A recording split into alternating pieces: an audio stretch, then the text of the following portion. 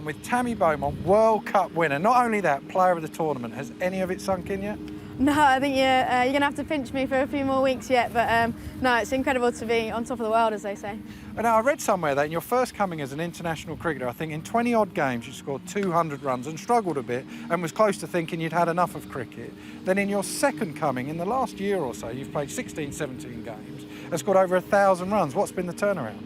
Yeah, I mean, it wasn't the perfect start to my international career. I was a little bit up and down the order, and certainly being settled at the top of the order since I've come back in under Mark Robinson's been a big change for me, but also a couple of technical changes. I obviously struggle a little bit with the ball kind of nipping away. I'd lose control of my hands a little bit and get caught in the slips or play around my front pad. So getting rid of that one means you can occupy the crease a bit longer and kind of score runs is easy when you're at the crease. Right, okay, well let's have a look at how you stand at the crease. What's your setup? What's the most important things for you?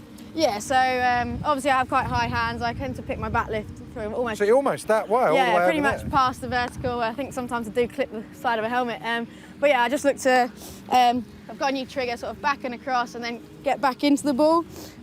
So maybe a few years ago I'd play sort of out here, bat come across the line of the ball, and that would be, lead to a few dismissals, whereas now it's all about early on getting into the line of it and controlling sort of where my hands go, because getting that high back lift is great to get power into the ball, but sometimes it can be a bit of a downfall. So that's the main thing I always work on, is just try and make sure I can control where my back pass going. And you have your bat raised, you don't stand with your bat on the ground? Yeah, I think I start with it sort of quite low and then it obviously goes higher as the ball's coming down. And head position, what's important for you in that? I think for me it's all about keeping it over the weight of my body. I think pretty much just working in straight lines, obviously quite straight with my feet and head sort of. I try and tell myself to push my head sort of almost towards the non-striker, mid-on area, so you can kind of sort of line up well with the ball. And when you're standing there and the bowler's running into bowl, what's going through your mind? Yeah, I have some pretty simple cues to tell myself to play straight, lead with your head, so it's all about, for me, it's kind of getting that motion going into the ball. So you're literally saying to yourself, play straight, play straight, play straight as the bowler's running in? Yeah, so I'll say play straight, lead with your head. Sometimes I say it out loud, sometimes it depends how well I'm feeling. If I can tell I'm not quite on it, I'll say it out loud and almost shout it sometimes. But when I kind of settle in, it'll just be in my head, and I think it just kind of clears your minds of anything else, and it kind of keeps you focused. All right, put your helmet on. I'm going to come down and I'll throw you some decent length balls if I can. And I just want you to go through how you start your innings, really.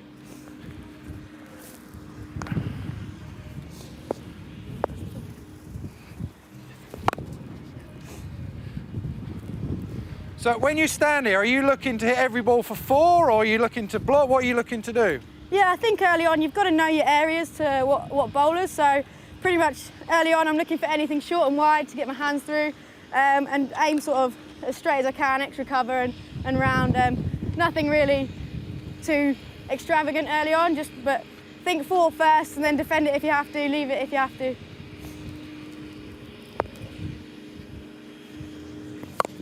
Play. And are you looking for singles and stuff like that? Yeah, I think that's the big thing, is myself and Lauren Winfield, we're really good at communicating with each other, like dropping runs in here. They just annoy the bowler and it just keeps the scoreboard moving, which is really important. All right, I'll try and get one so you can hit through it. Oh, that was a good ball. That popped a little bit. So when something like that happens, you just put it out your mind?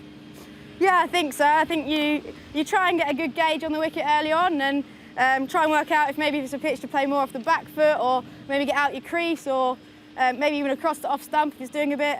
So it's a tough job as an opener. You've got to kind of think on your feet, but it's all part of the job. Sharp. And are you a punchy sort of check drive, or do you like to have a big follow through? I think these days just a bit of a check drive. It's a bit more controlled that way. Get a bit more extravagant as I go in. Yeah. All right, that's starting your innings and playing just in a pretty technically correct way. One thing you do brilliantly, or one of the lots of things you do brilliantly, is using your feet. You have a few different ways in which you use your feet to seam and spin. Do you want to talk us through one of them? Yeah, so the first one is I do it quite early on when the ball's moving around, or normally when a bowler's kind of hit that line and length quite consistently, it's just to sort of throw it back onto them. So I'll quite literally just be in my crease. They'll get to probably where the umpire is, maybe a bit before, and I'll literally just almost look to move my stance from here to there, make that kind of movement to them, and they might see that, drop the So you ball do down. that very early, really, then? Yeah, very early. I want them to see that. Yeah. I want the bowler to see that, and I want them to have to think about doing something different. You know, they might drop it down, which is kind of what I want to try and, you know, get it over there, or maybe even a slower ball, anything just to put them off, because within women's cricket you get a lot of medium pacers just dropping it on a length every ball, and it's just sort of throwing something back on them, and quite often it's not necessarily that ball that is the bad ball, it might be the ball after, where they've just dropped it down, think you're going to come again. So you're not committed to a certain type of shot, you're just really showing them that you got that movement in you. No, yeah, it's almost just a bit of a statement to throw it back onto the bowler. I think I did it first ball in the final, and I just walked into the channel and blocked it, and it was just kind of throwing it back onto the bowler to see, like, come on, this is a challenge, bring it on. And some of the other ways you do it when you look to go a bit later and a bit quicker? Yeah, so I'll probably then have another 2 ways of doing it there. You know, there's a bit more controlled where you'll kind of walk it and be on the move when you hit it, or a little bit more kind of Brendan McCullum, a bit more gun-ho trying to hit it out the park. But personally, I prefer kind of hitting it over the offside, on through or over mid-off. So for me, I'll go behind and then hopefully free my hands up to get some room to get it over there. So it shows that again. So you start in your crease. Yeah, so obviously your first movement, because on the one when you're doing it, when you're premeditating and coming early, you go with your back foot first. Yeah, that's that one, very easy. And then this one when you're going a bit later. This one when I go a bit later, it's a bit like how you might do it to a spinner. Yeah. So you just come down, go behind, and sort of look So to you're get it over there. really planning that area over at mid-off. Yeah, I think, you know, hopefully if you kind of work out where the bowler's trying to bowl, if they're quite consistent, you can probably work out what line it's going to be. If they're kind of hanging it in the channel, then you might have to kind of get over a bit, but still keep that shape to kind of get it that way. But if you know it's going to be pretty straight, you can probably give yourself a bit of room. And the Brendan McCullum one then, when you're just going for broke?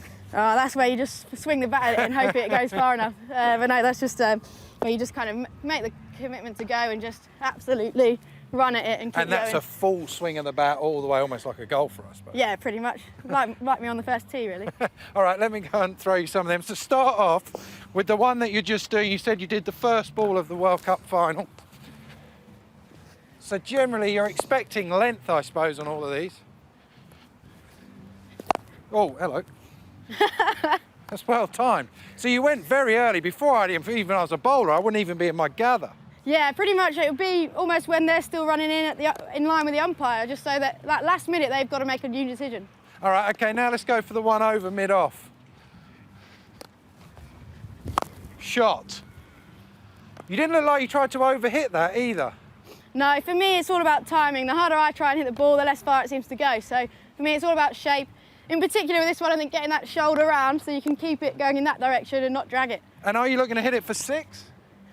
I think this is one you probably play in the first 10 or with a mid-off up, so you just got to get it over the infield. And if you time it well enough, it'll go anyway. Right, okay, let's go for the McCullum. Smashing it. Oh, shot! That has come straight out the middle. That's over the boundary boards. That's a pretty good hit, that, Tammy. So that one again, though, you still didn't look like you were really going at it. Yeah, I guess it's part of what I said about my backswing is it creates a lot of power for me, and fast hands is what generates my kind of strength and hitting it that way. The more I try and muscle the ball, genuinely it doesn't go out the ring. Well, that has gone a long way. These boundaries are set up for the Kent game later on tonight, and that has gone all the way. Right, that's going down the ground.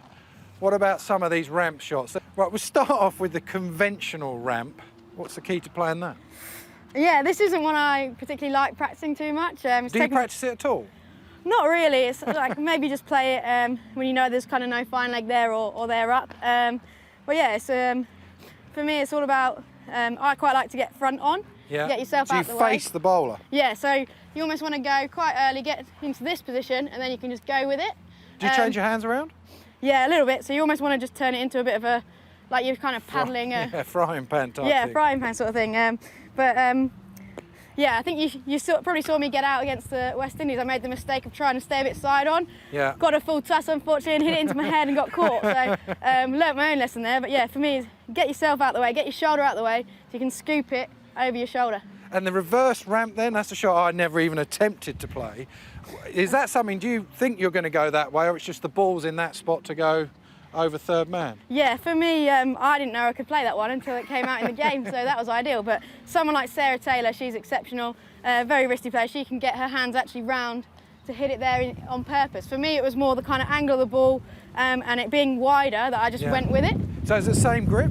Yeah, so you get into the same position, but you just almost, the ball's coming this way and you just got to take it that way and work with it. All right, so for kids, because there's a lot of kids now who want to they'll see all these shots, see you play it on the TV, they see it all the time.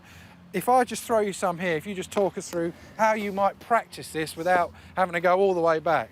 Yeah, I guess the easiest way to break down is actually to start in that position, particularly from this distance. You'd definitely be in that position by the time the bowler bowls it. So probably start here, get low. Right, I'll get low. And you're looking for a Yorker, are you? Yeah, I mean, you're going to probably play at the end of an innings when they're bowling pretty full and you want them to bowl it with pace on. So, yeah, it's pretty much on your feet, get low as you can and flick it over. Right, one more. Okay, now let's go for the reverse. See, I think this is such a tough shot. Oh, sorry, I'll get a bit lower. Oh, good. And again, you're just helping it on its way, but you look like you have to give it a bit more, the reverse ramp. Yeah, I think so. I think it depends on who you are as a player. If there's a bit more pace on the ball, you can literally just watch it straight on. Yeah. I've always been someone who I like to feel like I'm hitting it, so I like to try and give it a bit of a flick. Just help it on its way. Right, I'll go back and we'll see if we can finish off. So again, I'll go for death bowling. I want you to give I'll give you 4 or 5 balls. You can go whatever way you want, yeah? Yeah. I think if you know the bowler's going pretty full, you can actually start a bit deeper in your crease. Right, okay. And just back yourself to get in that position. Oh. Did you get that? Nah. Oh, damn it. Through the legs. You should have played the nutmeg. The keeper will miss that. Very good. So actually, I always found that the ramp is best when they get the Yorker wrong and it's a full toss like that. Yeah, it's quite nice when they get it slightly wrong and you have to get quite as low. Oh, shot. There's never a fielder there. If you beat the keeper, that is always going to be 4. And the most important thing is the keeper absolutely hates it, so quite often they'll miss it even if you do. So had you decided to play that? Was it because I threw it a bit wider? Yeah, no, I've just played that because you've gone there. I've just followed the ball. Ah, too easy. Oh. Right, one more. Right, I've got this. One more. Probably the most you've ever practiced this, isn't it? Definitely. Shot. Tammy, it's been an absolute pleasure. Cheers, mate.